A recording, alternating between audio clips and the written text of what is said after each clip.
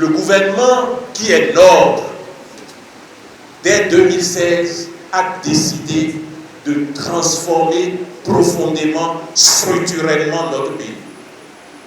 C'est la transformation profonde, la transformation structurelle. Je vais expliquer ça en termes très simples.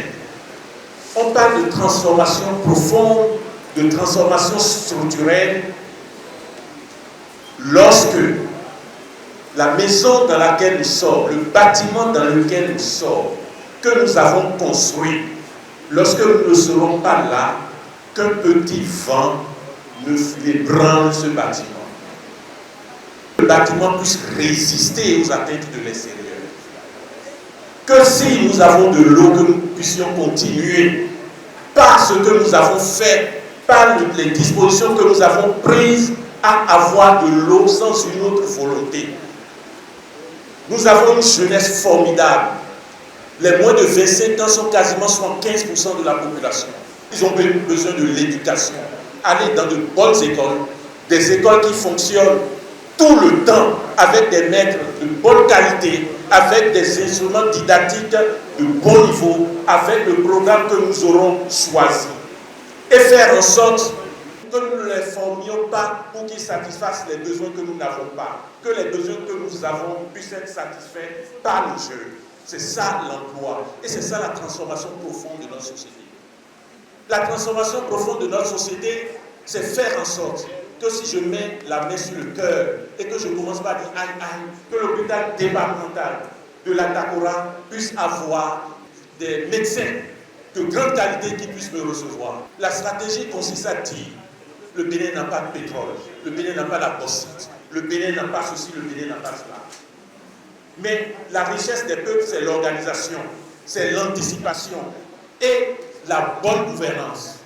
Le Bénin peut avoir que 100 francs, mais comment faire que ces 100 francs soient fructifiés, que ces 100 francs soient préservés? C'est pour cela la première bataille, c'est la lutte contre la corruption. C'est pour ça que la première grande réforme a été la réforme de la justice. La réforme de la justice. Pour que nous ayons tous peur, protéger vos deniers.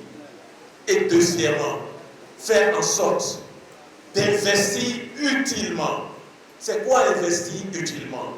Lorsque nous dépensons 1 franc dans ces 100 francs, que ces 1 franc produise à terme 1 million, 1 milliard, 10 milliards. Et c'est pour cela que le premier investissement de ce gouvernement, c'est le parc de Benjaré.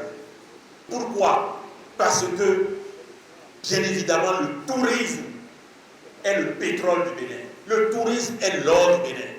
Et on sait que si on fait bien Porda, si on fait bien le parc Benjaré, si on fait bien le parc W, si les 1 franc deviennent 1000 francs, ça va profiter à Natitengou, ça va profiter à Porda, ça va profiter à Materi, mais ça va profiter à tout le Bénin.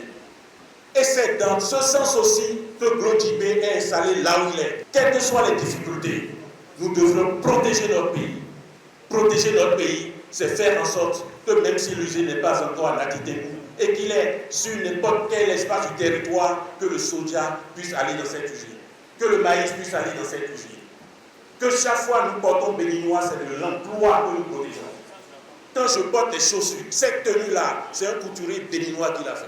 Ce chapeau-là, c'est un couturier béninois. La chaussure, c'est un couturier béninois. Chaque fois que nous faisons ça, nous offrons des opportunités et nous maintenons de l'emploi.